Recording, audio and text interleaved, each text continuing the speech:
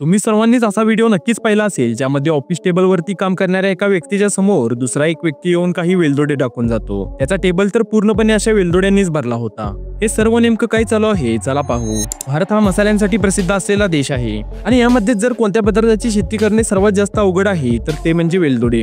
कारण वेलदोड्याच्या पिकाला अगदी योग्य वेळी शेतातून तोडावे लागते। वेळेच्या आत किंवा वेळेनंतर पिकाची कापणी केल्यानंतर आपल्या अद्वितीय सुगंधासाठी ओळखल्या जाणाऱ्या या वेलदोड्याची गुणवत्ता कमी होते। या गुणवत्तेसाठी भारताच्या स्पेसिस बोर्ड ऑफ इंडियाच्या निकषांनुसार वेलदोड्याचे हे 5 ग्रेड ठरवले जातात आणि हेच ग्रेड ठरवण्याचे आणि गुणवत्ता अभ्यासण्याचे काम हे लोक करतात। जो व्यक्ती त्याच्या समोर वेलदोडे फेकून जातो तो प्रत्येक बॅच मधील काही वेलदोडी घेऊन त्या व्यक्तीला देऊन जातो। यानंतर तो व्यक्ती या वेलदोड्यांचा आकार, रंग, चमक आणि सुगंध पाहून त्या बॅचचे वर्गीकरण करतो। तिथल्या परिसरातील एक खूप महत्त्वाची गोष्ट आपण सर्वजण या व्हिडिओमध्ये अनुभवू शकत नाही, ती म्हणजे तिथला मंत्रमुग्ध करणारा सुगंध।